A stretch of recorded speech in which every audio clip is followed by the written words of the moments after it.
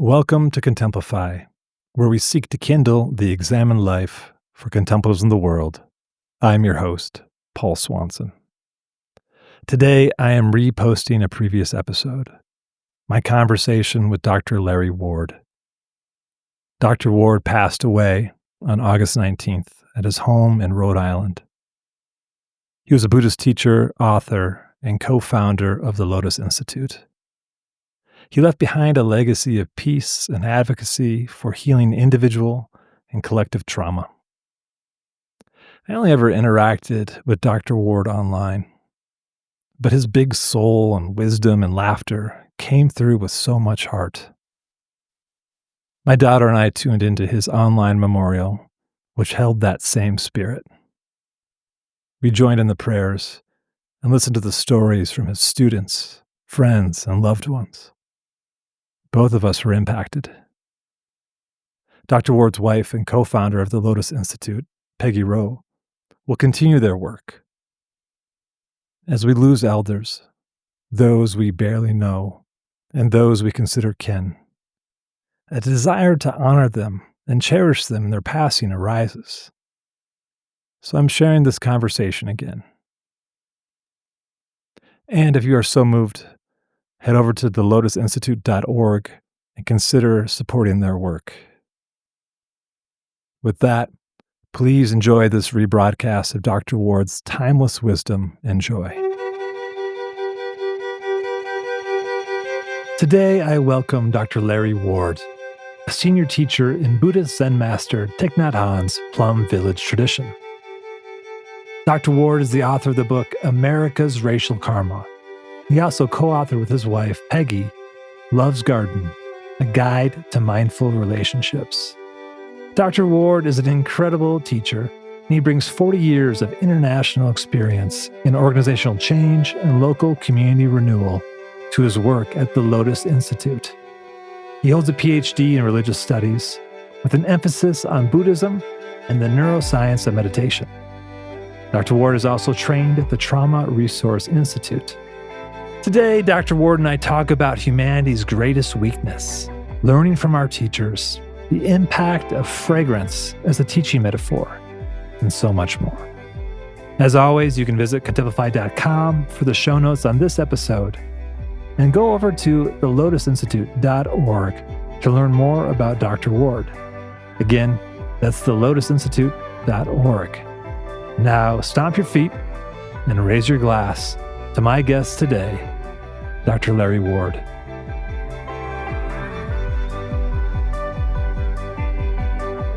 I always love to kick off, Larry, of where are we finding you today? What's your location? What's the context that you're in right now?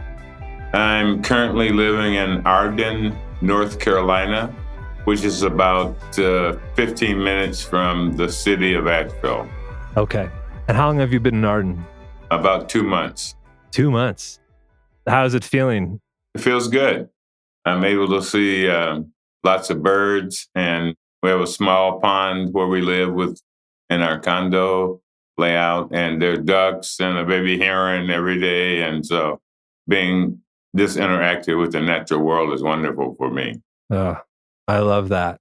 Right now we have, I'm in Albuquerque, New Mexico, and down by the Rio Grande in the Bosque, we have the sandhill cranes taking flight and roosting at sunset, and just being there and hearing their wings flap and land. I'm right there with you. Yeah, they're amazing. We used to live in Taos, so I understand. We got to visit that once. Okay. Magnificent. Beautiful. Yeah. I want to begin by asking you a question of, what does the gospel song, Plant My Feet on Higher Ground, mean to you? Well, to me, it means a couple of things.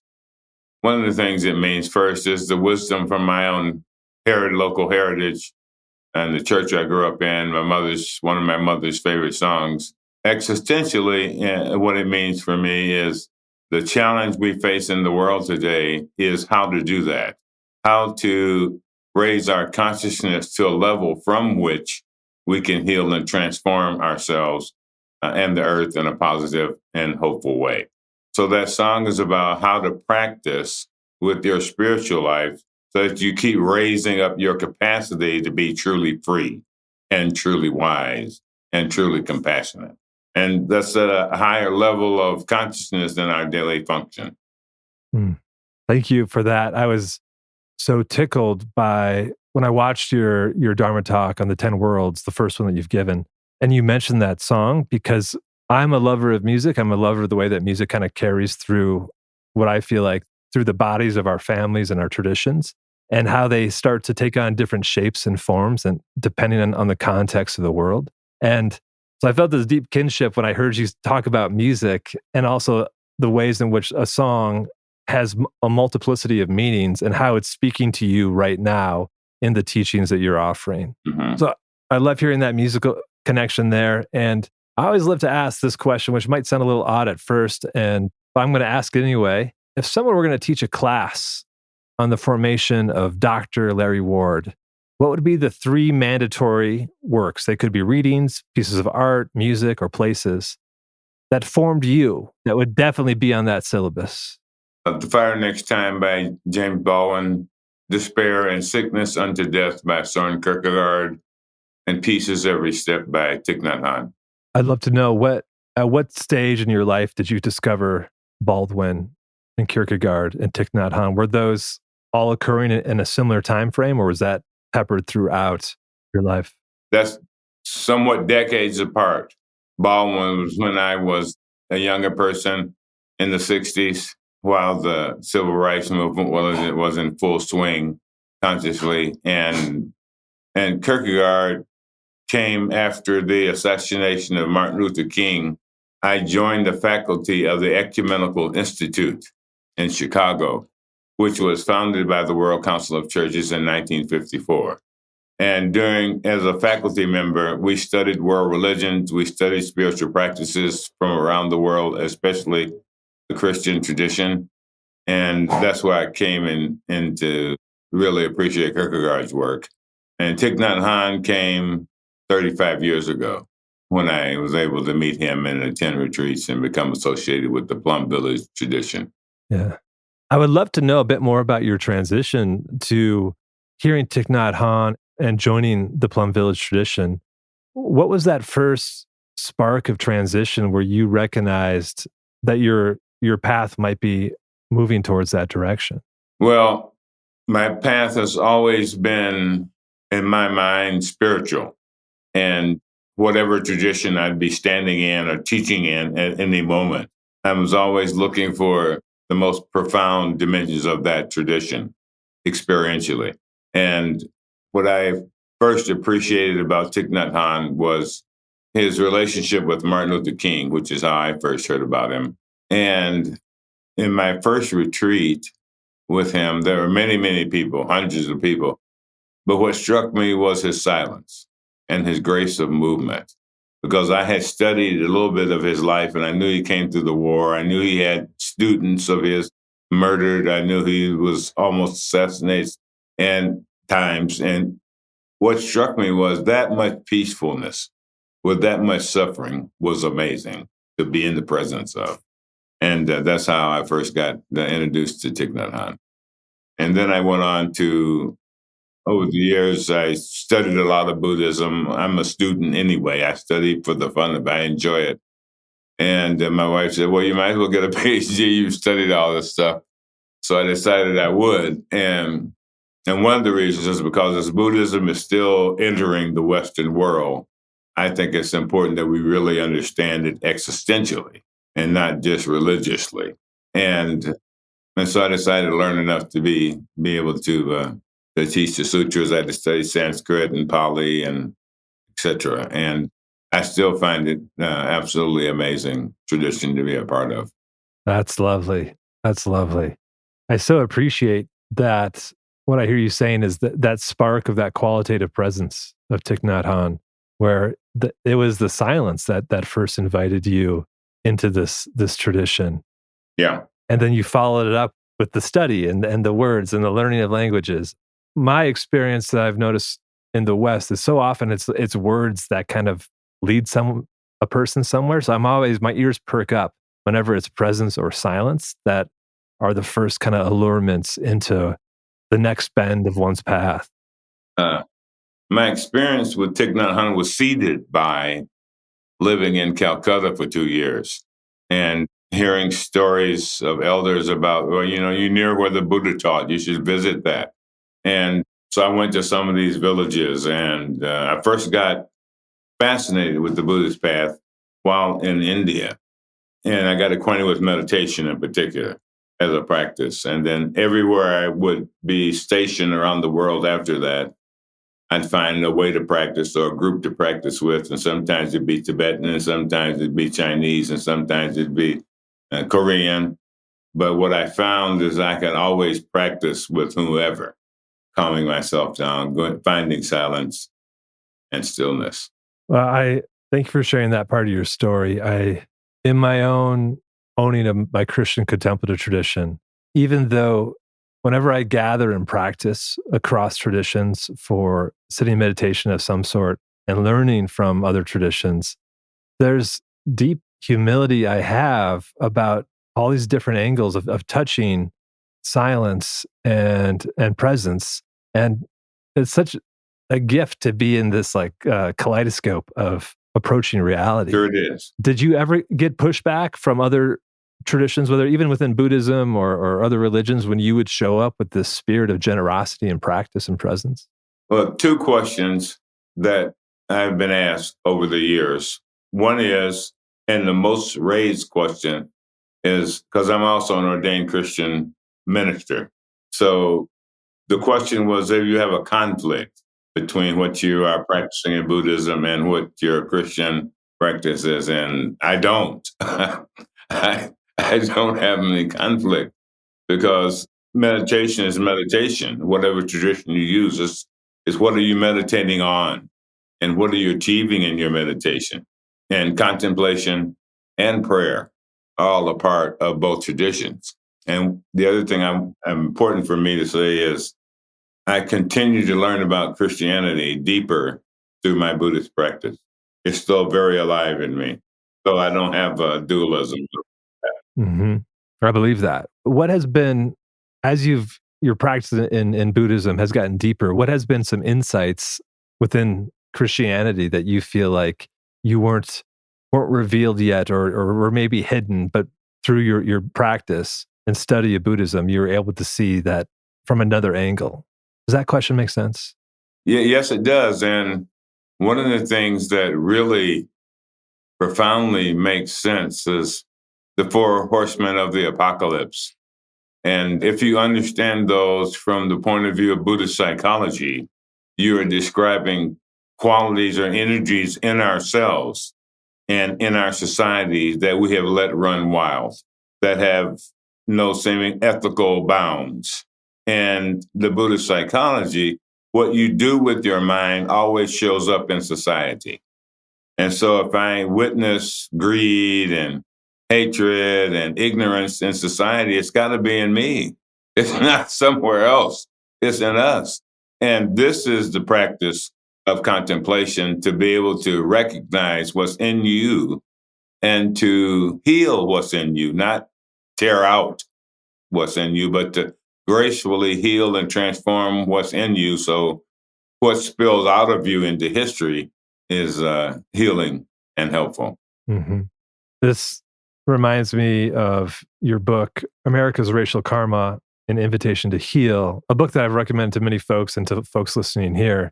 I found it to be a profound, nutritious, in the density of it. There was so much on every page that I was able to receive and try to absorb and try to integrate.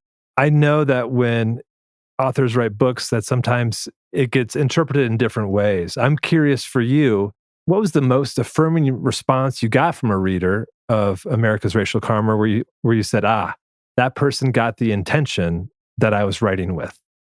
Do you recall?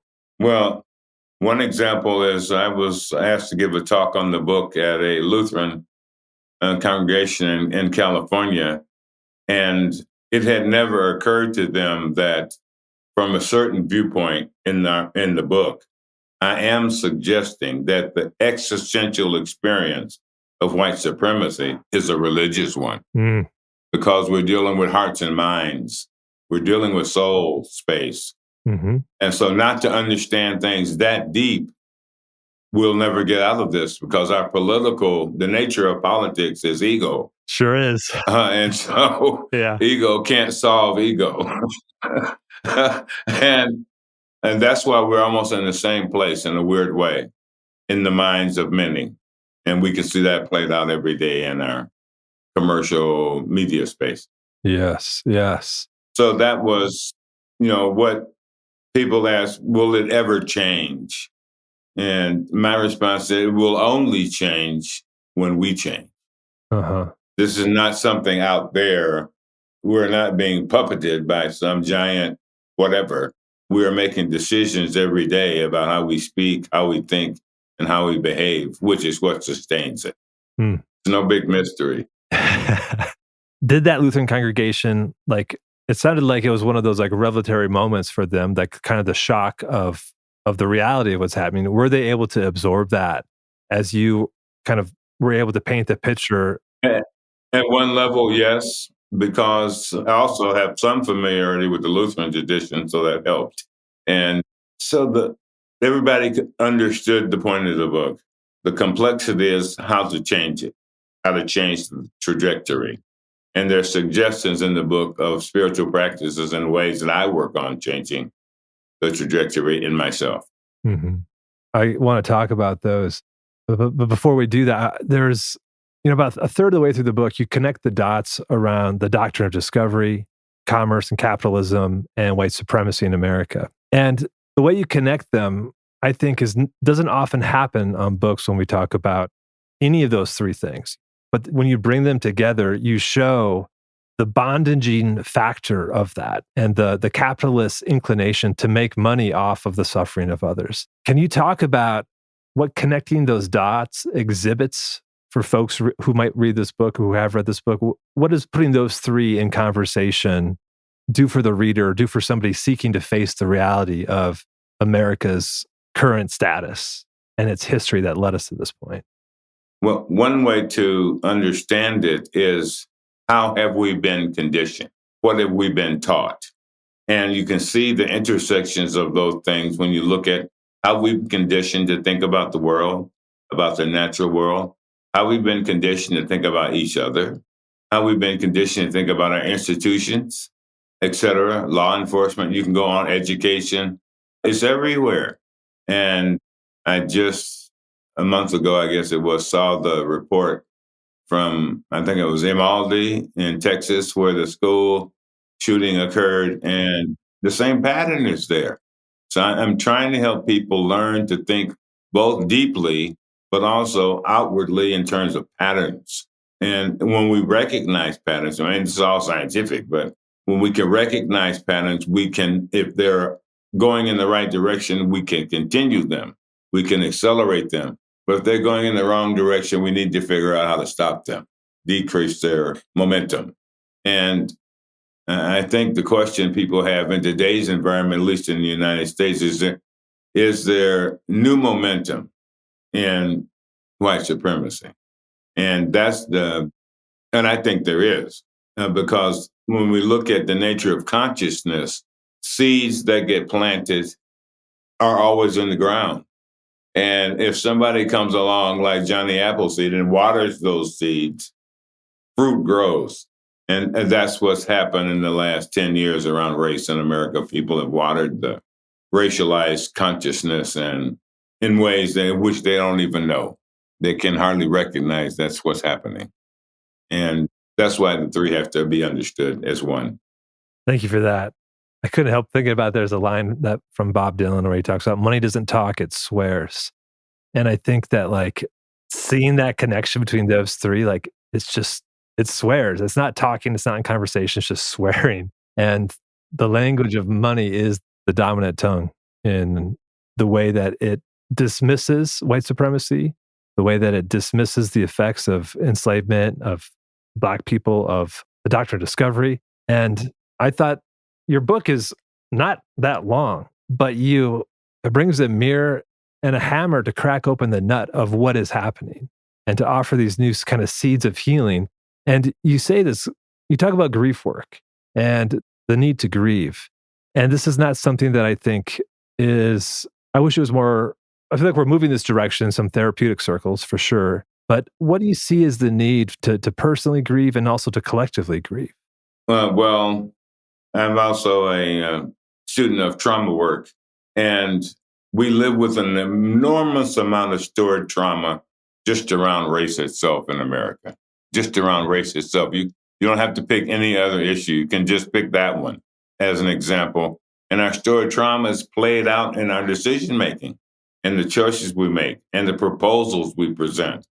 And unless we gain the skills, the willingness and the skills to heal our stored trauma, we will keep reacting to race in the same way, not any different.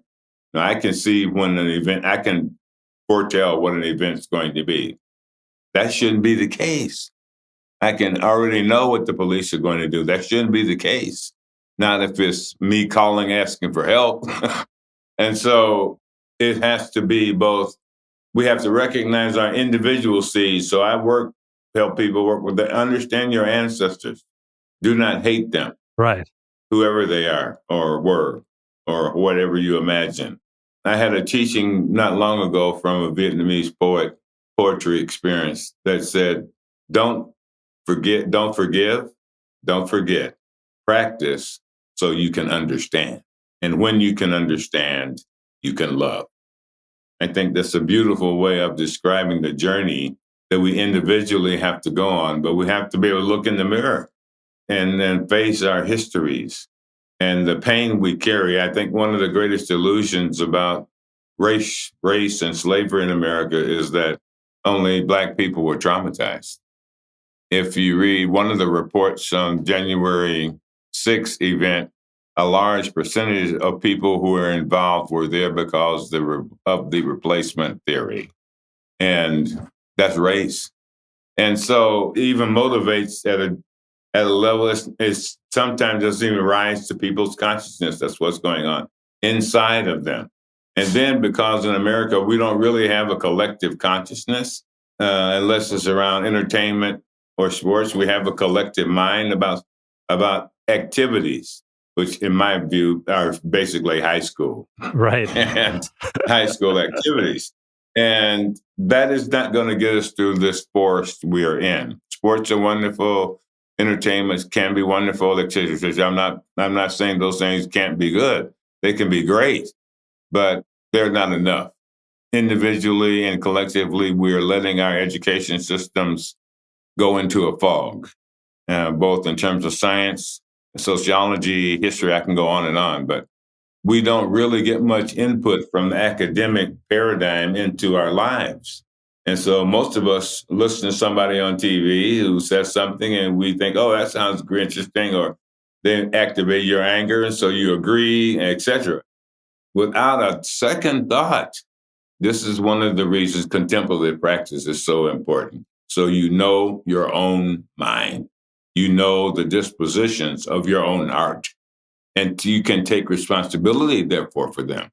This isn't somebody else's fault, if you want to use that kind of language. And so we have to create rituals as a collective we've never had. And about last year sometime, I was listening to Jon Stewart on a program, and he said his take on white supremacy, et cetera. One of the phrases he said was, while we were building equity, you were trying to get the right to vote. And hence the gap. And people still experience this. This is a lived experience. I'm not speaking of an ideology here. And I won't have my humanity robbed by some 17th century idea. Yeah. We have got to learn to honor our own humanity more than ideology. Amen to that. Because after all, ideology is just an idea. Yeah. The phrase came to mind, as you were talking about kind of the ideological responses to what we're seeing in America, to what's going on in the world. It's almost like an emotional drunkenness, like just riding that emotion in response, whether it's anger or elation. And this brings to mind something I heard you teach on about humanity's greatest weakness is mastering our interior life. And there's that invitation to how do we do that? If someone were to be listening to this and they're seeing this kind of emotional drunkenness, across the board and in their own life, getting hooked on emotions and not being able to have this equanimity that allows them to be in direct contact with their interior life. What would you recommend as the first step, knowing that it all begins with ourselves as part of a collective, but how do we first show up we see all these huge issues in the world, but our response begins with us. How would you invite somebody to first take a step in that direction? The first thing for me that helps is slowing down my life. And secondly, and that's a big thing, but secondly, I'm thinking of the poem on silence by Pablo. A beautiful. Oh, Neruda. Neruda, yes. Find some silence for yourself so you can hear your own mind, so you can listen to your own pain, so you can respect your own emotional journey, and so you can learn how to hold it in yourself without being captivated by a reaction to it. That's a skill you can learn, but that is not the skills being offered in a lot of places. We have the skill of shopping. I saw a commercial the other day. There was like a 3-year-old driving an imitation car. But that's fine. I like cars. But why couldn't we also teach that young girl, in this case, how to handle her emotion when she gets angry, how to handle her disappointment when the toy she wants doesn't arrive, or how to handle the overwhelming experience of appreciation that may come in her life, and et cetera. So to me, we need a massive re-education in spiritual learning, which I continue every day.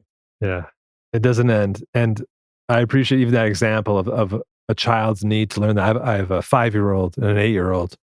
And it's amazing to me just swimming in the daily cultural waters of going to school and how much effort and energy it takes to offer an intentional alternative for how we're trying to raise our children, that the massification of thought that's the waters that we're in. And it takes a lot of intentionality to ground them in something different. And there's no guarantee because all of their social lives are pushing in different directions. But I do see it as an imperative for the next. I agree. I'm inspired by the wisdom of the young in ways I never thought I would be. And a couple of months ago, there was a young woman, a 9-year-old, who made a statement to the education board about the wasted approach of the way we do testing. Yeah. And she said, my test makes me act like a machine, and I'm not a machine. So there's I've been everywhere I can listen to a 9-year-old talk about something, I've been doing it because they are so far past our conditioning of my generation, the generations before, et cetera, et cetera. They don't have the baggage of blindness to the planet, to the earth. They don't have the baggage of having to be lifetime consumers as the only definition of what it means to be successful. They don't have that baggage. And we shouldn't give it to them. We should not pass that on. We should pass on wisdom and compassion. And you take those qualities into the world in whatever your decision-making, your shopping, your work, your livelihood. Yeah. I appreciate hearing that story and that invitation. And I'm reminded of some of my favorite videos that I've seen of Thich Nhat Hanh teaching is when he's in conversation with children. Yeah. And they ask the most direct. They do. Like there's no posturing of like, how am I going to sound intelligent, smart, cool? Right. It's just, here it is. Yeah, they're great. Yes. Is that something that you've bared witness to in person and seen kind of the fruits of how that, is that kind of the initial spark of why you got interested in hearing what children are saying because of those experiences of watching those dialogues? Many times over the last 35 years, every retreat, and I've been fortunately to many, begins with question and answers with the children in the morning, after meditation, before we have a Dharma talk, or et cetera. And one of my favorite stories is from Colorado, a retreat in the Rocky Mountains in Estes Park, which Thich Nhat Hanh loved to be in. One little boy asked, how did you get to be so peaceful? And Thich Nhat Hanh's response was, well, first I decided I wanted to be peaceful. and then asked the little younger boy, "Do you want to be peaceful?" And the young boy said, "Well, yes, I want to be peaceful." And he said, Thich Nhat Hanh said, "The second thing I did is I found some peaceful people to be with. Do you have peaceful people to be with?" That's simple. Margaret Wheatley, her name for something similar to this is Islands of Sanity. It's what she calls suggestions of small groups gathering to hold sanity in place. Margaret Mead used to call them sapiential circles, circles of humanness, where we can nourish ourselves. And where we're going right, where I'm going right now with Lotus and our team is the intergenerational importance of everything we're talking about. So our last retreat, we had the pleasure of offering the precepts to an age range from 9 to 90. And more and more gatherings have a cross-generational 5 or 6 generations in attendance. And so that's wonderful. I think that's one of the keys to the future, being different than the past.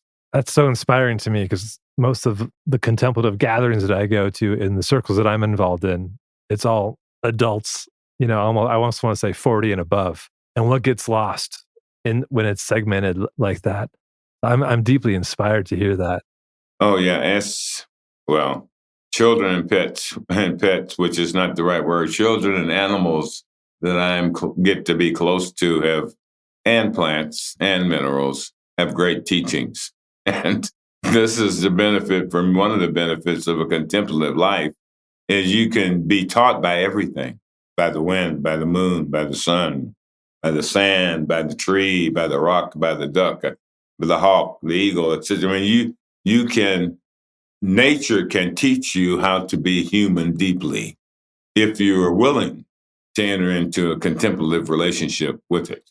And so my practice for the last year has really been intentionally trying to become more intimate with my experience of the natural world in myself and between myself and the natural world, with the human world, but also the not human. Yeah, I appreciate hearing that. And then for me, it calls back to what you said earlier about the first step of like slowing down. So you could actually be in a present relationship to the human and non-human world.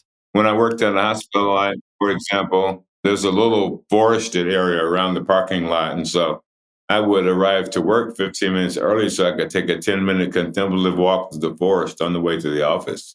So we don't have to think of, oh my God, I can't afford to go to Bali to have a retreat. We have to learn how to have many retreats throughout the day to give ourselves pauses, to give ourselves a chance to recognize that we're alive, that we're breathing, and that we're being touched by life and we're touching life all around us. And so for me, contemplative practice is also a wonderful field of creativity.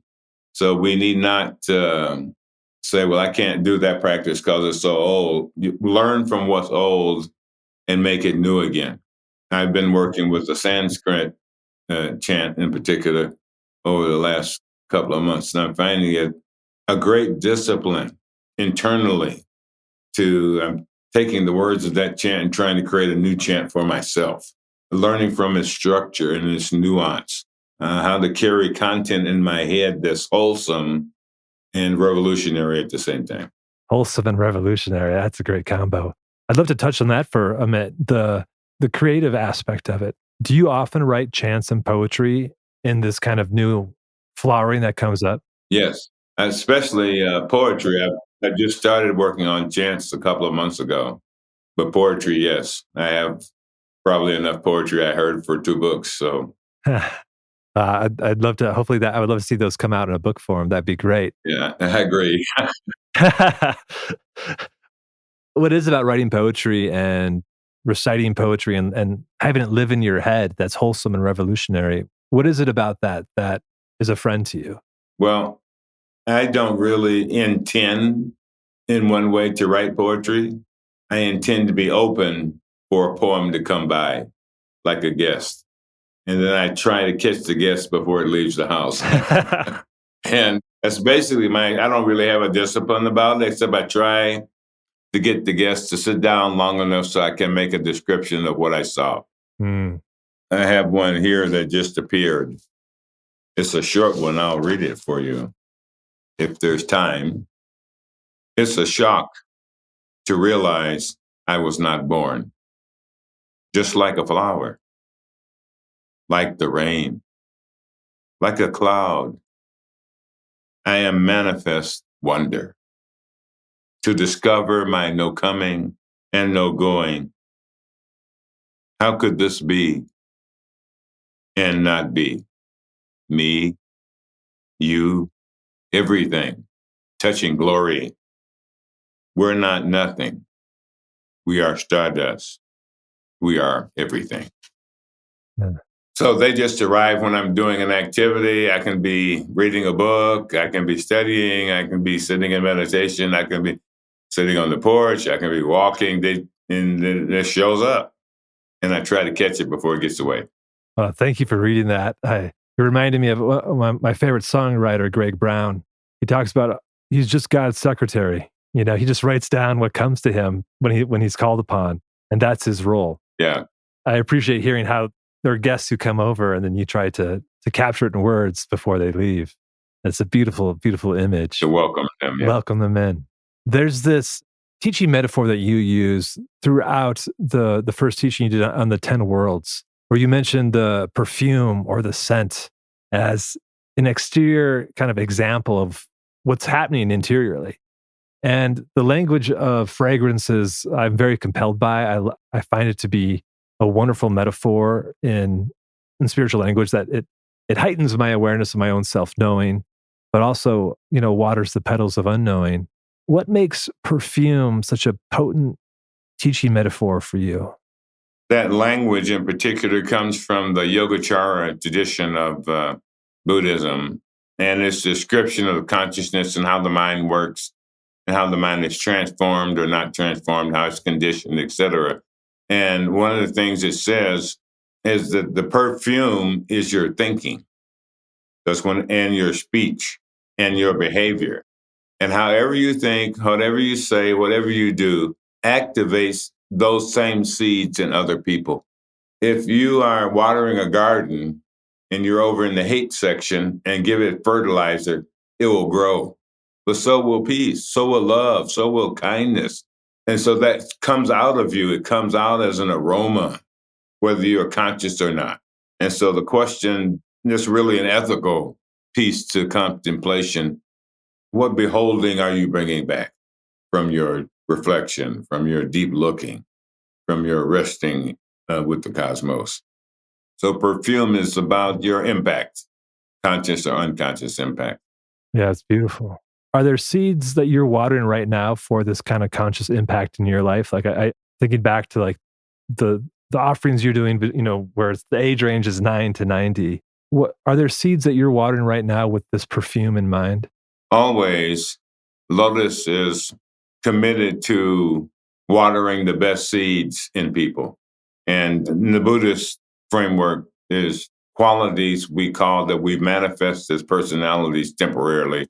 They're called bodhisattvas or archetypes. And our energy in the Lotus Institute, my energy is to help bodhisattvas who manifest compassion and wisdom wherever they are. And most people never even heard the word. That's not the point. The point is they're there.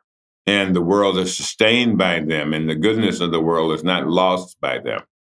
And my work is to help people recognize that quality in themselves and to help people encourage others to recognize that quality in themselves, the quality of loving kindness, compassion, shared joy, and equanimity.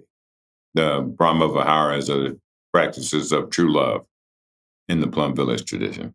That's lovely. And I want to ask, you've mentioned the Lotus Institute, and I encourage everyone to go to the Lotus Institute's website to see what you all are up to over there. What else is coming down the pike for your work through the Lotus Institute? Are there offerings that you see? Well, we have some retreats on the East Coast coming up this year. One's in Barre, Massachusetts at the Buddhist Studies Institute. Another one is at Copper Beach Institute. That one's going to be on America's Racial Karma in Hartford, Connecticut. And then we have another one where? Oh, we have part of a meditation retreat at Garrison Institute outside of New York. We have also a retreat in Rhode Island later in the year. And then we have some online activities. And so people can go to the Lotus Institute, check out our website and the programs we offer and see what might be intriguing to them or not. And we keep it updated. So you can always check in. We have online courses, 2 online courses. And this work right now on the 10 worlds for me is critical because I deeply believe it's where the world is paralyzed. We have not learned how to, or even that we've actually been taught the opposite. It is not wise to heal your anger and send that energy in another direction. It's not wise to let this. It's more important that you hit something on the head than you build a house. Yeah. So, I mean, we have to uncondition ourselves and recondition ourselves at the same time. I learned this from watching a rose bush when I lived in Taos, and we got a rose bush planted outside the door. And every morning I'd go out and look at it and talk to it. And then I saw it was able to shed and grow at the same time. I thought, wow, that's what we need to do to be able to let go and create at the same time, beyond a dualistic way of thought. Yeah. So much to learn from a rose bush. And they're great teachers. Yes, they are. I cannot recommend enough to those listening Larry's talk on the 10 worlds, the first one that I've heard. I took a walk with it yesterday as I listened, and it was so nourishing, like the different energies and the different ways of looking at this and where am I showing up right now? How is this active in me? And what do I need to water? And I've in deep appreciation of your book, America's Racial Karma, an invitation to heal, which I recommend everyone pick up. Do you have any other works that are in the mix right now that you're looking to get out to the world through publishing? Well, actually, America's Racial Karma just came out as an audiobook today. Oh, no kidding. Fantastic. Yeah. Fantastic. The second thing we're doing at Lotus is we have developed a membership program for people who want to work with us over a long period of time or a short period of time, but some consistency in the rhythm of our interaction with the larger world is there on the website. And then we have talks and meditations. Peggy leads a meditation every month. I give a talk every month. My intent with the 10 worlds is really to highlight what spiritual practices we need to learn or can learn or have learned and can enhance that helps us deal with our states of being instead of simply reacting to our state of being. But to recognize, not hiding, not denying, I'm in pain. That's okay. Speaking of children, another question was from the young ones for Thich Nhat Hanh was, if there's so much suffering in the world, why is the Buddha smiling? Yeah, I'm telling you, man. Great question. Great question. And Thich Nhat Hanh paused a moment and said, well, the Buddha is smiling because the Buddha knows how to practice with suffering. And after that retreat, Thich Nhat Hanh later gave a talk on, if you know how to suffer, you will suffer less. And most of us have never been taught how to suffer. And that's one of the benefits of my life experience. I've learned how to suffer. And I'm not recommending, but the nature of life is got some pain in it. And learning how to handle your pain instead of project your pain is one of the keys to having a healthy society where you feel safe. Wow. What a powerful note to wrap up our time with. I'm so grateful for the work that you and Peggy and the Lotus Institute are doing in the world and for your time today. I took so many notes and there's so many elements of this I'm going to meditate on and sit with and see them as invitations for where I need to water some seeds in my life. And Larry, I always like to close out by asking to, keeping ourselves as these human bodies and beings, if you were going to pair our conversation with a drink, anything from water to whiskey, what would be your drink of choice and why? It would be mango juice, and because it is beautiful to look at and it brings the sweetness of the earth into our mouths and to our bodies and our minds. It's just delicious. I'm right there with you. So, and I think that's how contemplative practice should be understood as a delicious meal. Well said. Well said.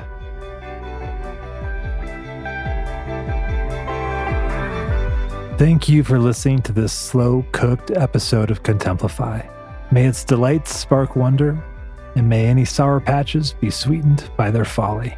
Head over to contemplify.com to find the show notes for this episode, sign up for the monthly Contemplify non-required reading list, and also the weekly contemplative practice, Lo-Fi and Hushed.